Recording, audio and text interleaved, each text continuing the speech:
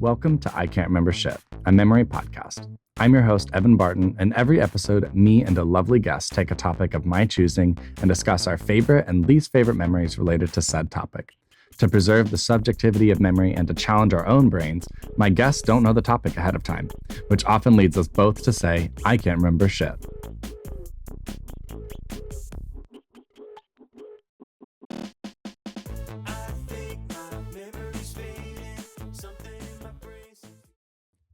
Hello, everyone, and welcome to another episode of I Can't Remember Shit. I am so excited to welcome the lovely Tammy Disco to the pod. Hey, Tammy. Hi. What's up? Not much, just typical Monday. Just a little shy today. Just a little shy. I'm just a shy guy. This is one of my favorite looks of yours, and this is it, and that's not shade because I've seen it before. And if it were shade, you have your glasses on, so we are all good there. Exactly. It is really dark in here though, so I may have to take them off here in a little bit, but I'm still shy. Yeah, still shy, super shy. But yeah, Tammy was like, so what's the theme, girl? Like, this isn't a ball. It's a podcast recording. The category is podcast, but I thought it would be fun to at least give a little direction on what to wear. So I said Mario because I know that you have the Mario fit, and it's so good. And then I've got on my Mario overalls, which we love. They need a little bit more decolletage on them. They like climb up. Yeah. So. They get there, and then I'm wearing my Gengar shirt. I'm wearing my Zelda earrings, my Master Sword earrings, and I brought my my little workout journal that is Mario. It's not filled out. Well, she's a gamer mama. Gamer, gym rat, diva. Yeah, there's only like 4 or 5 days out in here. Well, I used to do this thing where I would write it down the workout once and then just do that workout every time. And then I got over that because why? It's just hard to write on paper. Yeah. For me. In the gym. And fine. Oh, you're taking it to the gym? Taking it to the gym, getting out a pen. You nerd. I know. I took it way too seriously. Gamer. But Tammy, thanks for being here. Thank you for having me. How is your Monday so far? We're filming it on Monday. So far, so good. A little tired, a little sleepy, but I mean, I'm wearing a Shy Guy outfit on Monday, very random Monday, and the sun's out. What's not to like? What's not to like? Exactly. Well, and we had a fun weekend this weekend. There was some dancing to be had on Friday. Oh, yeah. You were like, what did we do? And then I'm so tired. This weekend, I'm like, pretty much every weekend I see you out somewhere. We do, we have a frequency these days, which I love and live for. Last week we got together on a Wednesday over at Maggie's. Yes, it was so cute. We love Megan. But yeah, we be kicking. So Tammy, what do you know about I Can't Remember Shit? That you make it and that it's so good, and you've been making a lot of them, and they're so good. Thank you. Yes, all of those things are correct. Mm-hmm. I love that. Well, it's a memory podcast. When you think about memories, what comes to mind when you think about memories? Like the past? Or anything. You think about things in your past. Oh, we get into that trauma, mama. Well, I like to keep it cute and a little sincere and funny, but a little bit of sincerity. Take the hood down. Yes, the reveal. I gotta be open. I gotta be. Let's get open. Vulnerable. Well, we will get to there. Memories are cool. I dig memories. Good. You have lots of them. Oh, I love them. We all have lots of them. Yeah. I like photography. So I like to collect and look back, remainice, nostalgia. These are all keywords in my algorithm for this podcast. So absolutely. Check. I know. So you think of memories and you kind of capture them with photography, and then you've got you mostly think about them in the past. What about memories you want to make? Do you kind of think about it like that? I mean, Yeah, I guess I've never like called them memories. Okay. I'm like, that'd be cool. You know, a little wish list. A bucket list. I'm like, it's cool. No worries if not, Yeah. some future plans. Or like, yeah, I feel like memory for me is like very stuck in the past because it's like even in the present, you're like making memories. Yeah. But in like the present, I'm like experiencing anxiety. So it's Mhm. like, it's not a cool memory until later. It's Yeah. like, even with pictures, sometimes it's like I can take a whole bunch of pictures and like I just need them to like sit for a little bit, Yeah. which is why I like film and They stuff. I'm marinate. like, don't let it marinate, that works with food too. You gotta let stuff marinate, let it sit, Yeah. then it gets tastier. The Absolutely. kiki is sweeter. Yeah, the child is sweeter. Mhm. The boots. Mhm. But yeah, I think that's interesting and something that a lot of folks that have come on the show kind of also feel is that memories aren't necessarily something that they can go back into the recesses of their mind and pull them out unless like it was really, really impactful. However, we do things like, or we have things like social media and maybe our own photography catalog or our art that actually is the trigger for the memory instead of the memory itself. Does that track for you? Yeah, I can see that for Yeah. sure. I think that's like I heard this thing that's like our memories are like literally the most recent recollection we have of that Yes. event. Which is why it like, changes. yeah. And so it's like it shapes and it's not the same memory. It's being you're like doing new things to it, software updating it, Exactly. 2.0. Yes, iOS updates on your memories. Mhm, Exactly. exactly. It happens all the time. That's so true. Well, and I think the memories that's so funny you mentioned that. The memories that we are going to attempt to access today actually go through that in particular, but we're gonna get there. I first want to ask you a question that I didn't prepare you for, but I love a little bit of on the spot I'm moment. shy. You're so shy. Levi, let's put the glasses back on. Tammy, what is your first memory of me? And I'm also going to share my first memory of you. My first memory of you was mural days. Yeah, And sunny so days. sunny days, yeah, it was like the mural festival. And Yes. so really cool weekend in Tulsa. The people were painting murals all over the streets. Mm-hmm. And I was there for work. And so I was needing a phone charger and I couldn't find a place to charge my phone. And there was this like area in this that looked like really official and like It was where the volunteers the were. sunny days people were at. And I was like, I don't know if I can go over there. And I saw you and you had blonde hair at the time. Yes. And I was like, I don't know if you looked familiar. We had definitely seen each other in spaces I think so. before. It's like I think I knew that. of you. Yeah. But like that interaction was like pretty short. But I just remember being like, can I charge my phone here? And you're like, I'm not. I think so. Like, I don't. Yeah, sure. And I was like, okay, cool. I'm gonna do that. And then like that was pretty much that first interaction. And then I don't know, like I think probably through Meg at like at YBR. I think is Yes. the other. I was gonna say I'll fill in some blanks for you on that one, but my first memory of you was definitely, I think, a ball. I went to Black Queer Tulsa's like first ball. The Diamond Ball? Yeah. And the one, and I think you walked at the one for Black Queer Proud in like 2023 at AHA. I'm pretty sure you were already I wasn't at the first one at Okay. AHA. But I saw you in the Was that the ballroom second? space. The second one, probably. The Halloween one, maybe, was. oh, I was there. Yes. I was And there. I think I brought my sister with me too and a couple of other friends. And this was like before we had become closer. And I remember seeing you at the balls. And then I also saw you at Bimbo Summit. I brought my cousins to the first in-person Bimbo and was like, I want to be one of those bimbos one day. Mm. Here we are. Look at you now, mama. look at me now. We love the power You of planted the seed and you saw the harvest. Exactly. The power of manifestation, but also just like being in community and showing up like actually matters. Be where you want to be, honestly.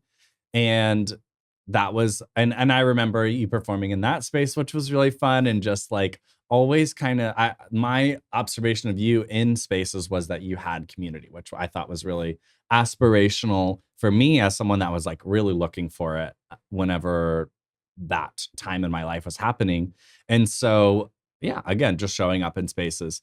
And then officially and like more intimately, you, me, Megan, and Alexa, and like it was a random cast of characters that night because I don't even remember who all was there. At YBR, we kikied, we fully sashed. We had many, that was like patio. We had that patio moment. You and I had like one of our, like that was our first time where we knew that we knew each other, and then it was just, the rest was history, I think. And now I consider you one of my really close friends. So I'm so glad that has brought us together, and we are here right now on this podcast. Look, ugh. We've made many memories together. It's beautiful. It's beautiful. We are now bimbos together, which I really love, and I have to credit you honestly for welcoming me into that space. I think that you might have been the diva that raised her hand gently and said, "I have an idea." But yeah, and that's a space that I truly cherish. So I think I have you to thank for that, and I appreciate it. I don't know if I was the one who raised my hands. Well, I give you credit for Maybe it. out of jealousy, I was like, no, she mustn't. She mustn't. She's going to slay. There's not too enough hard. community. There's not.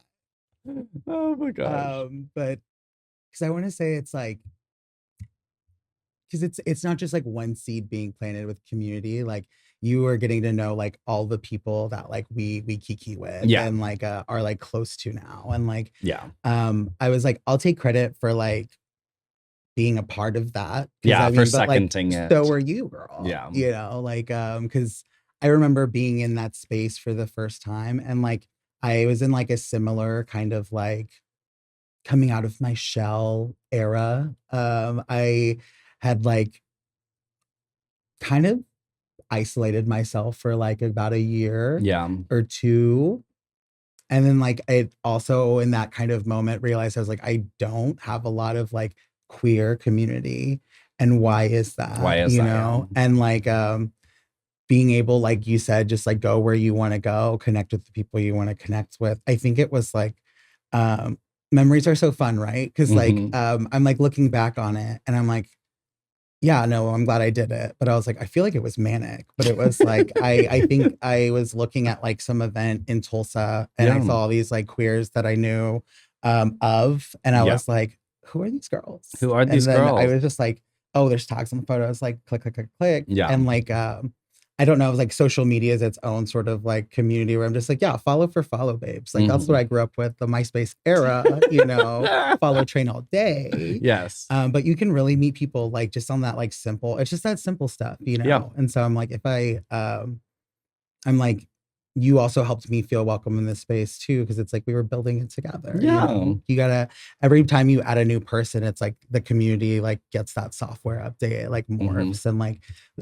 literally the norms and everything change and expand. And that's like witnessing it with like queer people and like queer baby angels, you know, our friends is just like, yeah, it's wild. It's wild. And I think eats me up. Yeah, it's one of those things that I find myself getting emotional about because like it is so intentional, and an intentionally crafted space is something that is actually like the definition of a safe space for me, you know, where everyone kind of approaches it with either this like, I wouldn't necessarily say like almost like unspoken respect for the space. Like I don't know, the definition of holding space for something is we're holding space for each other. We're holding space for our identities and everything that we bring to it.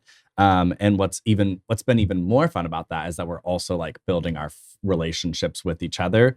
And we have created a lot more frequency of those interactions outside of Bimbo. So for folks listening, Bimbo is just a crash course on what it is. It's essentially a performance space for all members of the LGBTQIA plus community. With the LGBT to do essentially, we've done public shows, but we've also done more formally and more consistently a house show where we get to perform for our girls and for each other. And it's really fun. Our friend Brad is the mastermind behind kind of the ritual of Bimbo, the seance, the everything, the ceremony, the pomp and circumstance of Bimbo. And it is that, which we love, but it's absolutely like infectious and fun and all of those things. And we're talking about it in a way that's very real because it is real for us, which is exciting. And it's definitely brought us closer together. And I think it's made an impact on Tulsa in a lot of ways. You know, I don't shy away from acting like the Bimbos aren't known. You know, people know who we are. I'm shy. So shy, so shy. Oh, you saw that? Oh, good. Well, Tammy, I'm going to take us into our topic for the day. So what we do here on this show, since... Sorry, I was about to be feel free to remind people who like may be first-time listeners. Yes. I know. Yes, you know, but like if you're new to the show, Tammy is not new to the show. I'm just going to stop being shady. We're going to jump into our topic for the day, and I'm really excited to share with you what that is. Essentially, we will dive into a topic. We'll share our favorite and least favorite memory related to that. We'll do favorites, you and me, and then least favorites, you and me, in that order. And yeah, I'm excited to share with you what our topic is going to be. So we are going to dust off our filing cabinets, dive into our hippocampuses, and we are going to reminisce into the topic today. Okay. And our topic today is mobile games. Mobile games? Yes. Okay, so this is hyper specific to a conversation that you and I had 3 weeks ago, where you said to me that you sold Alexa your Switch because she was interested in buying it, and she was happy to buy it because she was addicted to mobile games and like was kept making all these microtransactions, blah blah blah. And you said that you felt like she transferred the curse to you. I'm addicted to mobile games. Exactly. It's awful. And it's definitely something I have experience with. We all got games on our phones, you know, at this point. And so I felt like it was something fun and light and silly that we could talk about. Okay. So I wish I played cooler mobile games. No, I think we're going to get into that because like what's cool, what's trendy, what everyone plays is not what I'm interested in, Mama. Like I do think that the things that you and I are going to talk about are going to be on the opposite ends probably, but we'll find our way back to each other if that makes sense. Oh yeah. So now is the time for you to dive in and tell us your favorite memory relating to mobile games. And you can think about this. I'm trying to like think of one that's like not based in mania. It can be based in mania. It's hard. It's a hard one. I love that I'm special enough to be cursed with something that's like pretty manageable, I guess. Yes, it is. It's like a $2.99 purchase here, a $2.99 purchase there. How many here's and how many there's, though? That's it. That's it. Just those two. Just those two. Today. It's only $2. It doesn't add up. $2 doesn't matter. Well, I was gonna say the math on some mobile games is really scary to do when you realize how much you've spent. How much have you spent on Candy Crush, Miss Mama? How much have you spent on the skin in Fortnite? I don't know. Fortnite's not necessarily a mobile game, but I need to talk to my lawyer. You need to balance your balance sheet. I got to get with my accountant on that. 0 on Candy Crush though. I didn't get into Candy Crush. Me neither. It's too shiny. Missed me. I feel like it would be if it was like if I did play it, it would just like. I did get into that fish one. Well, I was like bejeweled all the way, baby. It's the ad for me, and so it's like the ads make the games look good, and I'm like, I want and then I'll like download it, and then it's like to get the experience you get out of this 30-second demo, you have to like buy a boost or something. Oh, absolutely. Or you have to like save up hearts or something, like wait a day, or I don't know. It's you have to invest either your time or your money. It's so, one or the other. Exactly. And so I feel like I'm like at that point now, I'm like, I just want a simple puzzle. Just give me a puzzle. I just want to like click the pegs out of things and just like doo, doo, doo. So what mobile games do you play right now? I play like, does Grinder count? It's like you can play some games. I think you can play some games. I think Grinder does count. I have downloaded some like mobile games from Grinder. From Grinder, I was gonna say, or like I've had conversations with many gays about this. Like the ads got you. There's nothing more frustrating to me than those Grinder ads. They're the most annoying. They got me. The Solitaire Clash one where like the woman is in a grocery store and she's pregnant and she's about to steal like a can of soup and she makes a break for it. And then this black guy goes, "Stop it, ma'am. I'm calling the police." And she goes, "No, I need to feed my family." This is a mobile game ad? Yes, it's for Solitaire Clash. And so then he whips out his phone and says, "Well, you don't have to be broke anymore. You should just play Solitaire Clash and win all this money." It's crazy. And then there's other ones for that game in particular where like there's one scenario where they're, I don't know, she's like at a store and she's like, "I don't have any money." And then the girl behind her's like, "Girl, I got you." And she whips out a wad of cash and she's like, and the girl in front of her is like, "Where'd you get all that from?" And she's like, "This is my cash out from playing Solitaire Clash." Lies. Buffoonery.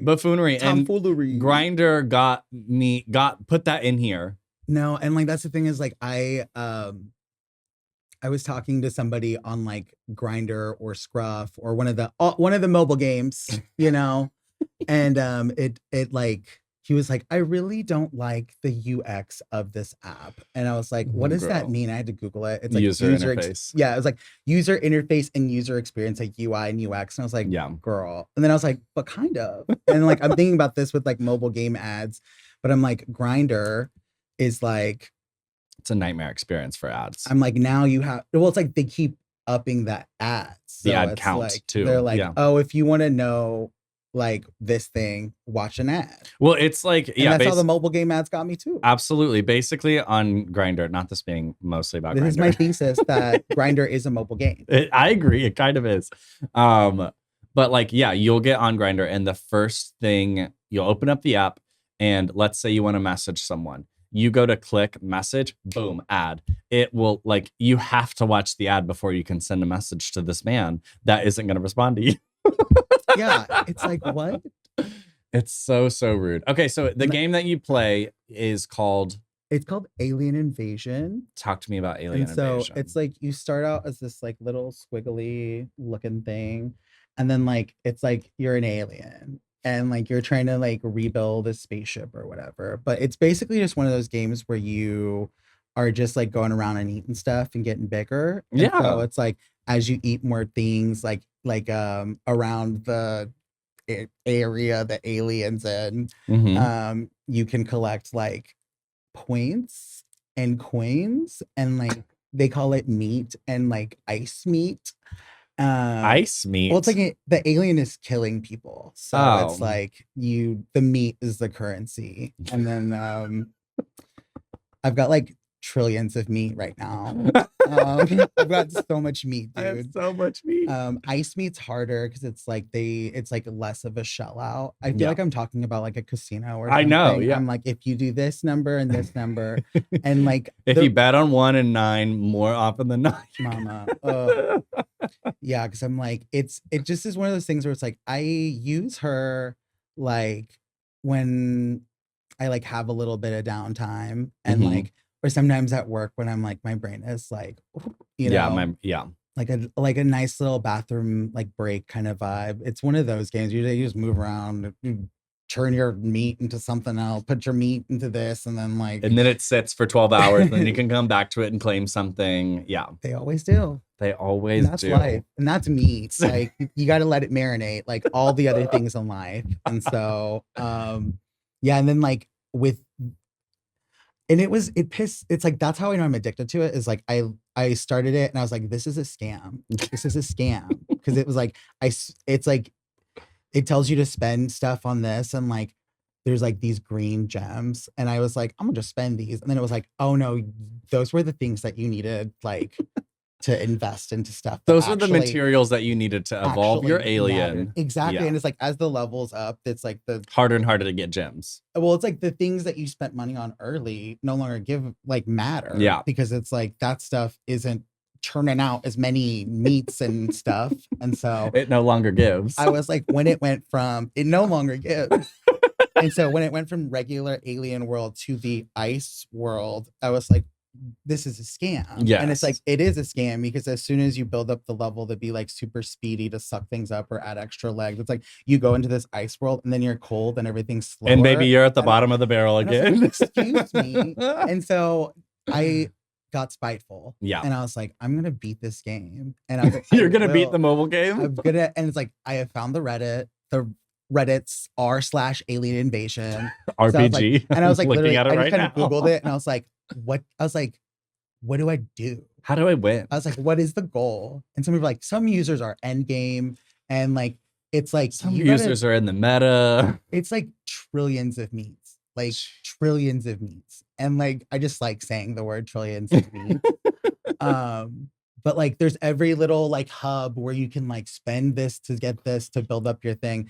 And my alien, she's serving the meats. She is a force to be reckoned with.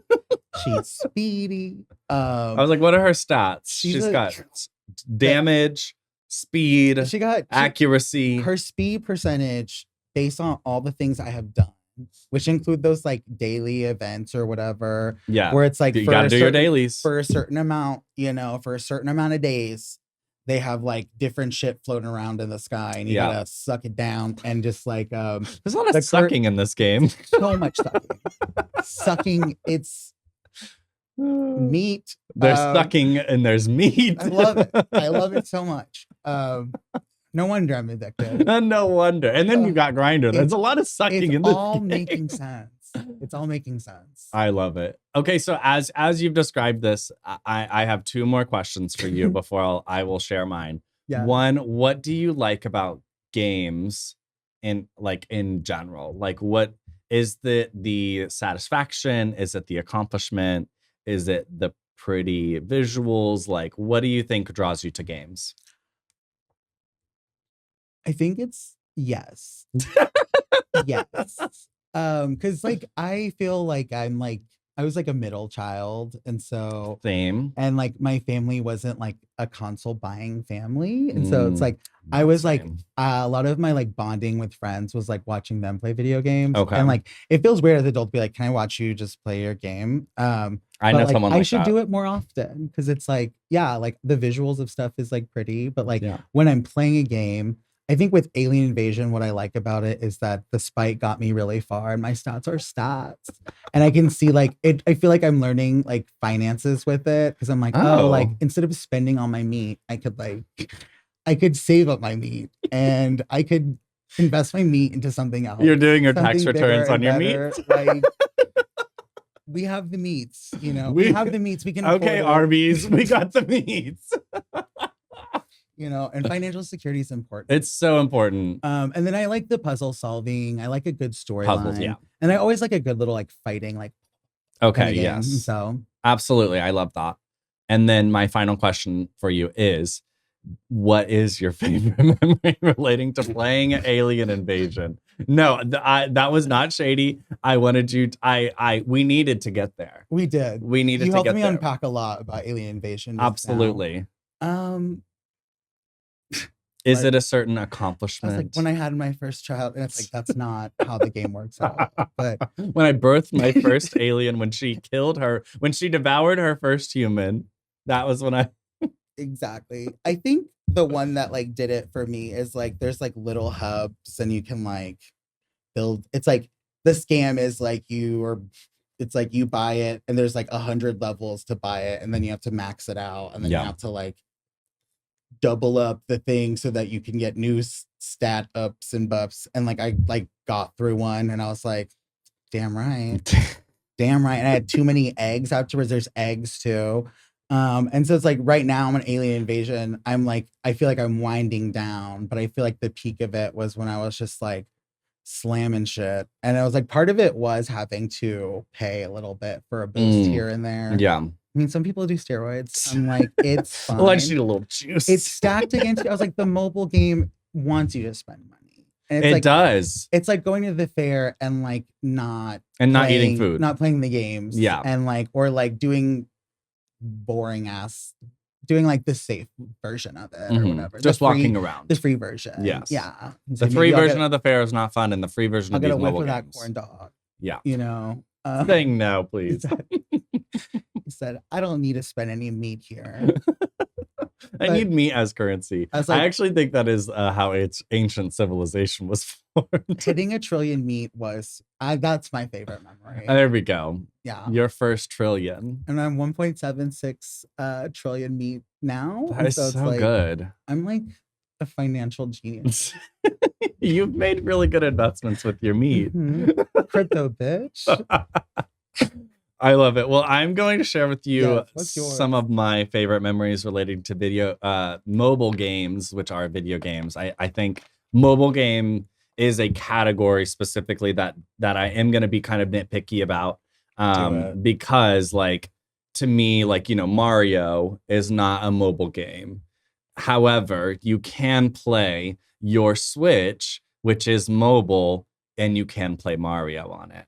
I don't count that as a mobile game. I know. I think that mobile games have a fundamental philosophy to them that is now more formed to me. Like when I think of a mobile game, I think of Fruit Ninja.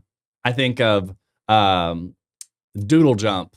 Flappy Bird. Angry Birds. Lots of birds. And one of my favorites, and this is literally one of my favorites, is Plants vs. Zombies. Oh, Mama, clock that. Classy. You're classy. I love Plants vs. Zombies is like essentially a tower defense game. So fun. PopCap will always do it with the games. They're also the same people that do Bejeweled and all that stuff. Oh, Bookworm. I played Bookworm Adventures as a kid. Oh, love that game. You can emulate it on your PC if you have one. My God. Why am I about to cry? I know, I'm unlocking memories for you. That's the whole. Tell me more. So yeah, I think Plants vs. Zombies for sure was like definitely one of my favorites. But I am gonna go into one that I think is more classically like now fits the genre of mobile game a lot more. Another one I played was Marvel Puzzle Quest, which is very much just like Bejeweled and like Candy Crush. However, you got to like collect characters that were superheroes, and those superheroes had superpowers. And if you like matched the tiles, you got like their powers up to a certain point. You could use their powers, which was cunty and fun. And then they leveled up, which was fun. All those things. There's so much you can build upon from the basis of a mobile game. But I think my favorite memory specifically is through playing this game called Genshin Impact and Honkai Star Rail. So these are essentially it's not MMORPG. It is a Japanese role-playing game that is like extremely narrative and like essentially kind of like Pokemon, where you have 4 characters that you build and like you level them up, and then there's like a certain meta that you can play in, which like meta, I don't know if I necessarily know if I have to explain what that means, but it is essentially like the competitive. I know. See, Mark stupid Zuckerberg like ruined everyone's understanding of that word, because like meta is like too meta. It's so meta. Like meta's too meta. But anyways, it's essentially like how you can play the game to where there's no end. And I think that's very much like now a tried and true element of a mobile game, as if there is like the advanced players. The limit doesn't exist. Advanced players can keep playing it and keep getting some sort of enjoyment out of it because of X, Y, or Z factor. And so Genshin Impact is probably the one I'm going to quote as my favorite memory, mostly because like the impact that it had on me was like very intense. I was a hater at first. like certified hater. Got your hater hat on. I had my hater hat on for a long time. And what was really funny is my sister played it and my partner at the time played it. And like I had two bitches in my ear telling me how fun Genshin Impact was. And I was like, y'all are crazy. Y'all spend way too much time on Genshin, way too much time on Genshin. Here I was months later spending just as much time on Genshin as they were.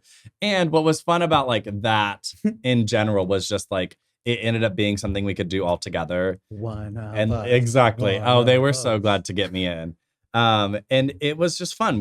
We were constantly like joining each other's worlds, and like it was silly. We had silly moments in each other's worlds where like someone was like getting their ass beat and we had to like run over and save them or whatever. And I don't know. Pull up. Yeah, the squad had to pull up. Or like Get here. You're doing get here now. You're fighting a boss, and that is specifically what happens. You're like, oh, I think we can take it. No, we have the wrong characters. We're dead. No, they came for me. Literally. And so overall, like Genshin for me, it's a lot of, it's still out there. It's still updating. I think I have a couple of qualms with it. The fact that like when this game was like on a timeline of like 6 years to release the narrative storyline. So as like for a mobile game? Yes. So basically what they do is they release like a region of the game that is like a part of a larger region that is a part of the world. And so you go to the regions every like year, essentially. They release a new region. So when I was playing, you could go to Mondstadt, which was like based off of like Germany. And then you could go to Liyue, which is based off of China. And then you could go to Inazuma, which was based off of like Japan. And so based on like the culture of the narrative and the story and the people, the names match. They had a bitch named Barbara from Mondstadt. And then they had Zhongli from Liyue. And then the Raiden Shogun is the only, they had Yai Miko from Japan. And they basically just like allowed for you to like have this world exploration thing like through this like cartoonized version of it and like and lore and all this stuff. Anyway, the lore was deep, all those things. I think the most fun part of Genshin was like the combat. It was actually fun to play as. You had to be strategic. And what was so silly is I'm playing this on my iPad.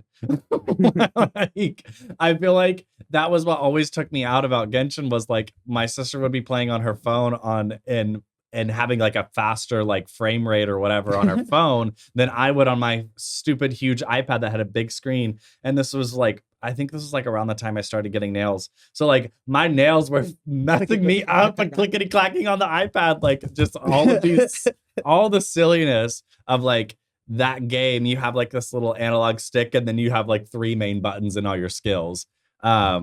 Very silly, but a very, very fun game. Genshin overall. Impact, you say? Genshin Impact.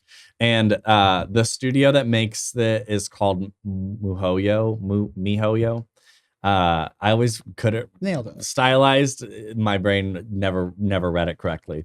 But they have another one called Honkai Star Rail, which is actually pretty fun too. I've heard of that one too. That one is advertised on the App Store a bunch.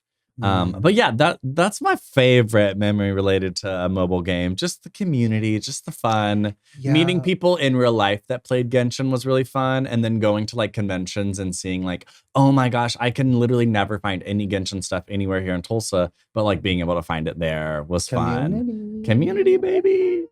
I remember the like Among Us craze was like something. Yes, absolutely. That did eat me up a little bit. I remember during COVID, like me and my like 2 like friends that I was like around with whatever the regulations. Y'all remember. But the regulations. There were regulations here.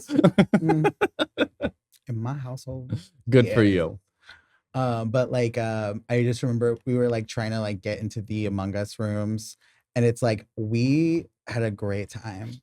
But then it was like, damn, these kids are like 5 years old. These kids are toxic too. And they move fast. Their frame rates. Their frame rates are unmatched, mama. They're like, that's the imposter. And she's old. And she's old. And she's not even active in chat. Like, no. I bet she's not even shy. Literally. Vote her out. Vote her out. Well, that's a great segue into our least favorite memories. So now, you know how like when you're in your, if you're in your mind palace in your brain and you go into your hippocampus, that's where memories are stored. If you take a left, you fall down into the memory dumps. Things are going left, like a Real Housewives episode. And yeah, we're going to talk about our least favorite memories related to mobile games. And Tammy is going to go first once they think of one. Am I gonna go first? I'm like, I don't have like a bad memory where it's like I was playing a mobile game and then like I fell into like a well or something. But I feel like in true like anxiety, depression fashion, I'll be playing a game and then I'll be like, what am I doing with my life? Yes, exactly. Because it doesn't end. And you're like, oh God. And like Alien Invasion, for example, my current addiction. My strange addiction. I think that might be what Alien Addiction, I think, took over the void Grinder had, you know? And I was like, I need to find new hobbies. And then it's like, not this, mama. Yeah. Not this. Too much sucking, too much meat still. You gotta go outside. The only thing that changed was the visual. The concepts were the same. There was meat. The same ass. But yeah, no, like I think during COVID, there was a game similar to like a Bejeweled. It's that like one with the fish where it's like you have to eat a bigger fish, and then it's like looks like Finding Nemo ass in the ads, and it's like when you actually download the game, it's just like a Bejeweled ass. There's like a lot of games that have like a fake game in the ad. Yes, I was gonna say this one is of those. Grinder specifically. Yeah, like these ads. Fish one, and so it's like I was like, okay, cool. And then it was like during COVID, and I don't know, like my name means so it means exalted twin from the sea who's magnificent in battle. So like I have an affinity for like ocean things. Wait, I was like, wait, your government name means this? Period. Yeah. So like Tammy also means the same as like my birth name, Tomas. So it's like twin, and then like Del Mar or like Del Oceano is like from the ocean. Yes. And so she's a mermaid, you know? And then like Hilbert is like like German. So, you know, I'm from Mondstadt too. Das gut, baby. You're in your Mondstadt outfit now. Get the Steins out. Chicken dance, mama. Oh my God, I love that. Dance. Well, I think you're touching on a interesting like element of mobile games that I think kind of like leads into mine, but just the fact that it is it's kind of pitched to you as endless satisfaction, but at a certain point, like you're not only dissatisfied, you're like regretful. Yeah, I'm regretful like when it's like, okay, like these $2.99s did add up. Yeah. And like your pockets are empty. I said, excuse me? Yeah. I was like, can someone give me a drink? Can someone buy me a drink? I was like, I'll pay you guys back later. I'll pay you back in meat. I'll give you some. I'll pay you back in meat is better phrase. Yeah. Oh, then what like, you were going to say. Give you some meat. And it's like, no, mama. No, mama. I wish the currency worked like that. But if you find gamers that do play the same games as you, then there's some trading and some bartering. There's some trade. Not for Alien Invasion, but the trade is there. The trade probably does play Alien Invasion. I feel like Pokemon Go has some trade, probably. Absolutely. There's definitely some trade. Trading game. You can run into trade on the street. They're like catch Pokemon. So much trade.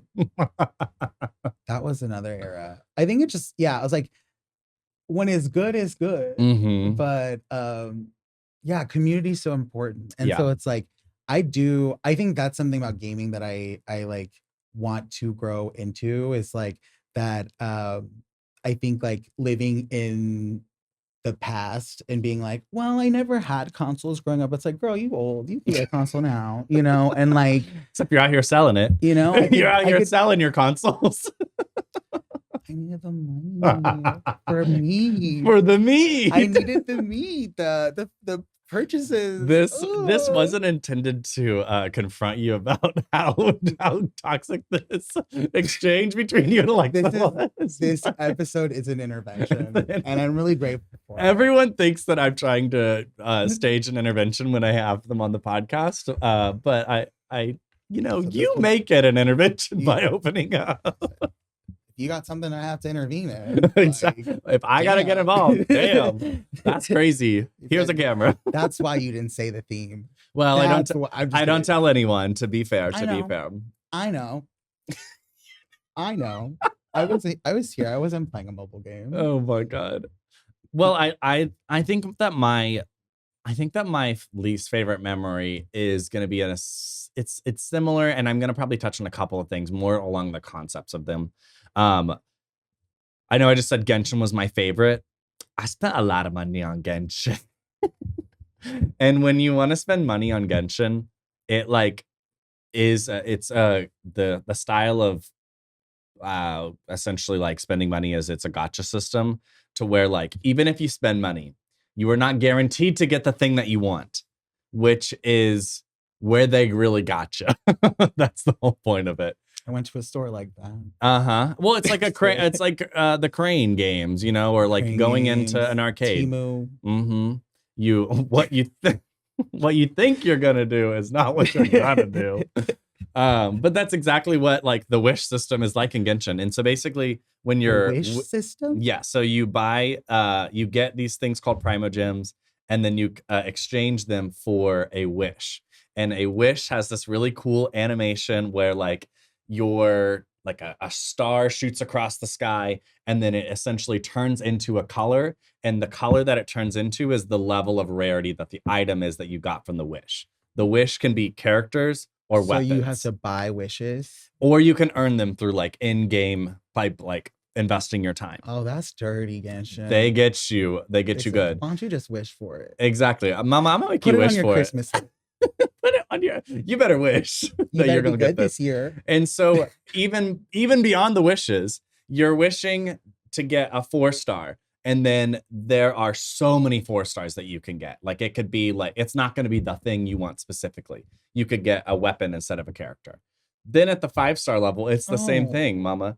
If you want a character, there is a 50-50 system involved in this to where if you wish and you get a yellow, and then you check, you're scrolling through your wish, what you got, and you see that it's not yours, you know that the next time you get a yellow is guaranteed. Guess how many times it takes to get to the next one? 90 wishes. 8, or it's like 80 or 90. It's something crazy. So many wishes. So many wishes.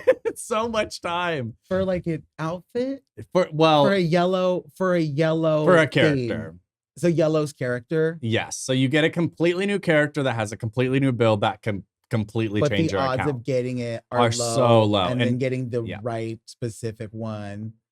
Because then once you get the character, then you want to get the weapon. So thousands of wishes. Yes, Mama. We're talking thousands of wishes, thousands of dollars. We know people that have spent easily thousands of dollars on this game. And like, a lot of meat. It's a lot. It's a lot of meat. And I know that I guess I'm getting to the point where like that is it's one of my least favorite memories, just like being in that cycle of like, I don't have a perfect account. I don't have the characters that I want, or like every time a new thing comes out, I want it. And so like, do I got to spend $60 to get what I want? Or do I got to spend like 60 hours? And like, at the end of the day, something's got to give. And sometimes I didn't have $60 and sometimes I didn't have 60 hours. So like what I needed to do was to put the phone down, put the iPad down, and pick up any of my other games that I had. But like the fact that the people that I loved were playing Genshin and like being like, why aren't you getting on? Like we need to do our commissions or whatever. Like, you know, I felt a little bit of FOMO in some ways. So there was a little bit of some pressure, but like not pressure that I wasn't consenting to. You know what I mean? Yeah, no, it's like self-pressure. Exactly. You're like, because I want to show up for my community. Exactly. Gaming is community. No, that's real. And then I think another one that is like one of my least favorites relating to mobile games is did you ever play Clash of Clans?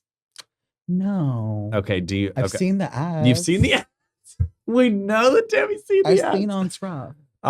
They advertise it on Scruff and on Grindr, I'm pretty sure. Sure. I'm not on Scruff. I don't have any phone. But Clash of Clans is kind of I'm trying to describe what I would call, or I think Clash of Clans is essentially like a versus game where like you use your strategy to like deploy different like units to do different things, and like it's stylized and cutesy and all this stuff, and so it's pretty fun.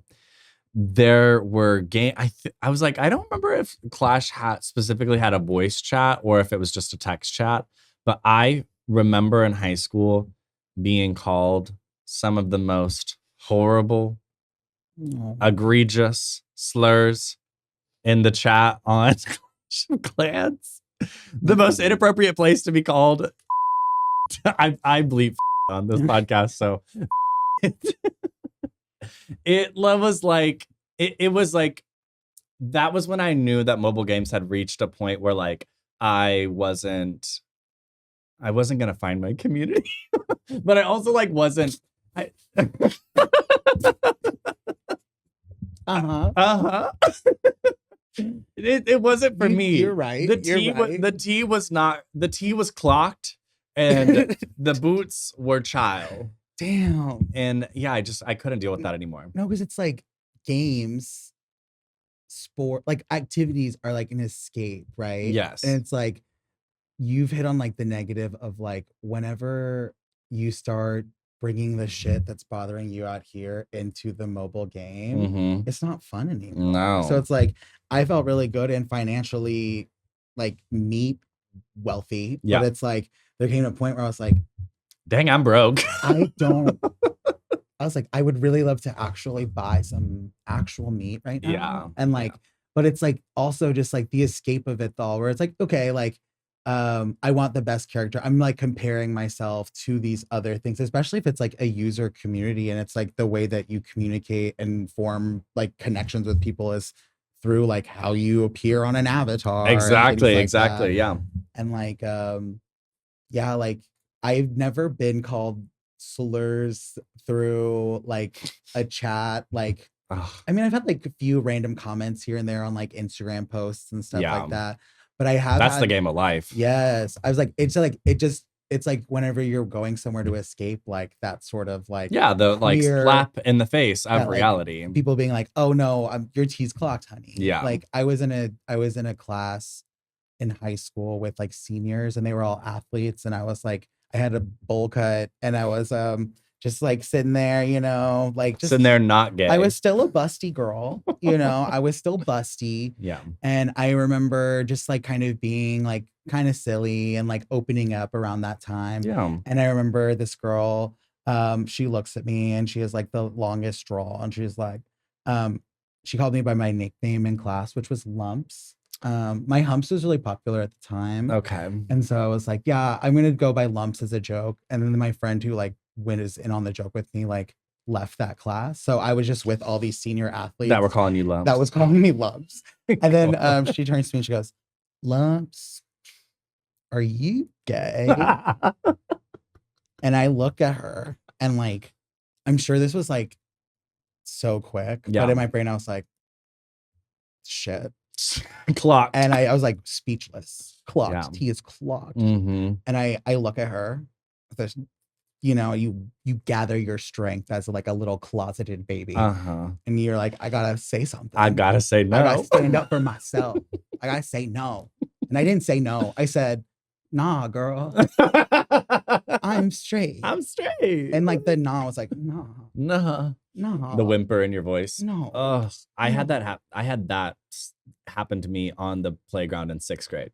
Ew. Where like people, and I felt like this happened to me constantly growing up. There were like, I would be in a new situation or a new environment, and like the first person that heard me speak would be like, "Are you gay?" And I'm like, 12 years old, 11 years old. Like, I'm not gay. I'm nothing yet. I was like, I think my response at the time, and I hope that this is right, but I was like, I don't know. Like, cause I didn't know, cause I was 12. That's like, honest. I was like, I'm not gonna say I don't hate gay people. I mean, like that feels better. I feel like I would recommend that over like denying it if it like hurts you. To be like, you know, it's like people having that weight, you know? It's like I don't know. Like there's so much levity in that. Being like, I don't Yeah. have to know. I don't have to know. And like, you don't deserve to know. That's like really where I felt like Clocked. I wish that I could say for a fact that was how I responded in that situation. But I'm pretty sure I probably said no out of like just the fear of a lot of things being about being clocked, you know, and like, or being the only kid that everybody knew was gay. That was like a real fear, like even around the time of me growing up. Absolutely.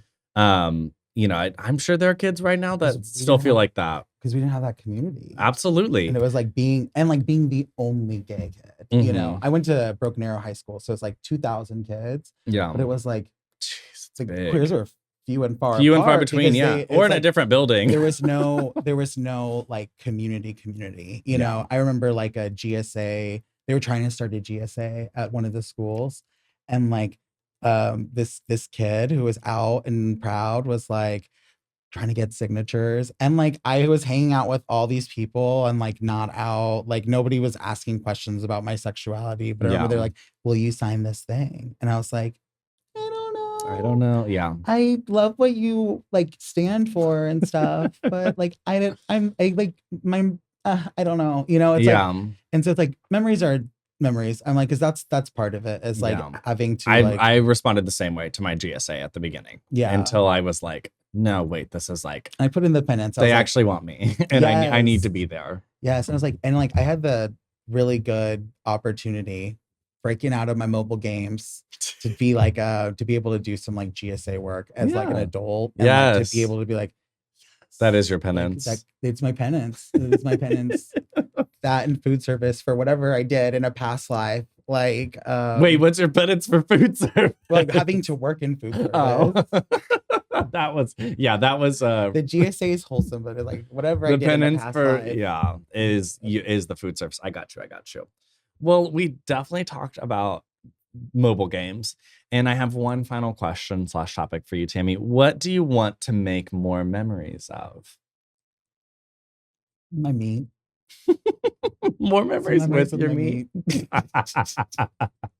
I think you're well on your way. You know, I think you've got a bright career ahead of you. Day by day. Day by day. Get that meat. Get that meat. What memories? I mean, I feel like mobile games, I'm like spelling it with the Y in there, like GAY, Emmy, because we're talking about so much queer community and stuff.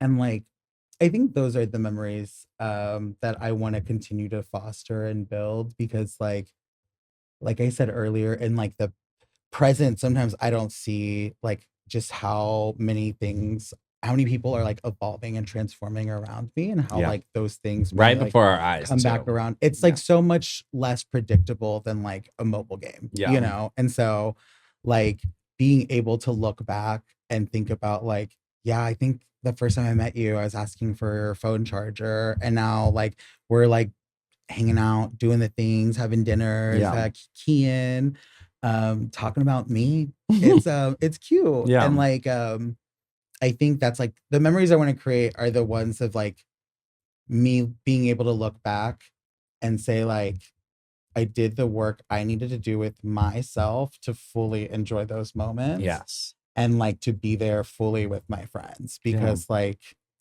it's anxiety will just take you if you're not living in the present and if you're either in the past and the future and you're in pain, you know what I mean? And so like don't be anxious, you know, like literally give yourself some breaths. She's working on it too. She's working on her breathing. Carry a protein bar in your purse. It's essential for an ADHD girly. But yeah, I was like, I think concerts and like stuff where I can like not be so shy. I don't want to be so shy anymore. I love that you brought this around. This is, you want to not be shy. I want to not You came in shy, but you want to not be shy anymore. It's time. I love that. Well, and I think that it's something that's becoming a theme, and I love themes on the pod, is to hear that people are wanting to be more intentional about their time with people that they love. I think that the demographic of people that I'm having on the show are, you know, somewhere in their 20s or early 30s. And like, we are just constantly reminded of how what we love might change. And in fact, we're affirmed in the fact that it is going to change. Mm-hmm. And so to be able to be more present, and by being present to be more intentional at the same time, is really a sweet thing that I love. I love that my community is all thinking about, because there's a little bit of reciprocation in that. Whatever they're wanting to do is going to come back to me in the same way that I'm thinking about what I'm doing is going to like ultimately benefit my community. Mm-hmm. And so I love that. And I think that you're going to make a lot of future memories, and we get to do a lot of that together. Yes. And have you heard of like the beautiful moment? Tell me. So it's like basically like an exercise that you do, but it's like you like kind of focus in the moment with someone, and you just kind of like share eye contact. And then like there will be like a moment where both people will kind of like melt into the moment, if that makes sense. And so that's what it made me think of, because I was like, oh, we just did that. Yeah. I don't know if we didn't start with eye contact, but like I was looking at you. Yeah. I was looking at them. Look at them at the titties up here. The S titties. The STDs. It's like one thing that I would add to what you said is just like when I was in that space of like really coming out of my shell and being like, I'm ready to come out of my shell. I've done the self-work. I know a little bit more about myself. It's like that work is important, but there's also like the practice that you have of like actually being around people that like can only come if you put yourself out there. Absolutely. And don't try to control it. Yeah. Like I think it's very easy with like, for myself, I mean, it was really easy to be like, this moment is so awesome. These people are so great. I'm having a great time. What are we doing tomorrow? You know? And then like that like can put pressure on like things, or it like forces a dynamic where that isn't like your authentic self. And for me, it's like, like I was going out to the bars a lot more because I was like, as long as we're doing something. And it's like, that was its own mobile game. Yeah. But like giving yourself that like opportunity to like say, I don't know, and say like, let's just like, let me get to know these people like at the pace that I'm getting to know them, has been like a really beautiful lesson I've learned with like bimbos and like you and like other people that have like I've gotten to connect with after isolating for a long time. Yeah. And so that's a really good point. Grateful for you, sister. Yeah, I absolutely. And I'm really grateful for you. I think it's a really good point to share with listeners too, just that like there is a pacing to finding community, and it can be something that you want, but it can't be something you force, and it can't be something that you, I don't know. I think you said it better than I'm trying to summarize. Right. So I love that. Well, you said something about like, it's like you put yourself out there and you get something back. And it's like, I think it's like, yes, but some people twist that and they're like, what I get is like, you hang out with me. Yeah, absolutely. They put expectations on that reciprocity. And it's like, no, like what you're giving and sharing, it's like, it's not going to be returned to you in the same way either. Authenticity and love is like the goal. Cause you're like, people should be able to be people and like authentically feel like themselves around you and you around them. Just like beautiful. Absolutely. Don't be so shy. Tammy, we did it. We podcasted. You have been an excellent guest. Is there anything that you want to plug for our people? It's okay if you don't want to tell everyone to follow you on social media, but you can. This is the place to do so. It's a podcast, for God's sakes. Okay. I'll plug a few things. My Instagram is Tammy Disco. So at sign Tammy Disco, TammyDisco. I would also besmirch people to follow the podcast if you haven't followed the podcast already. Period. And look out for a Bimbo Summit or any local events going on that support the communities that we're trying to build. Absolutely. So, shout out to those creators. Oh, I can literally shout them out. So like at Studio 66, let's see, at A Slut Tulsa, Black Queer Tulsa. So I was gonna say, not to plug for you, but you probably have some balls coming up. It was here, so I'm glad you did. Black Queer Tulsa, yeah. The next Kiki Ball next time. If you want to see me Vogue down in a little and like And some of you the other do. girlies. You and just do. get to meet some cool community. Like it's always a good time. We We love have like people 3 coming months of out. balls coming up, which is super exciting. There's Ugh. one every month for the next 3. They just So had one in OKC, like a Sailor Moon ball. And so yes. I've like I've done dips in kimonos and Pikachu costumes and with my titties out. And Mhm. so the themes are always something to have fun. And yeah, Pride's coming up. I was like, Yes. just like Be connect active in with your community. people. This intervention was so amazing. Like I feel so inspired to tell people to like put their phones down.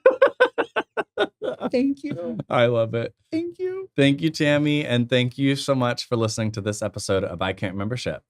Bye. Bye.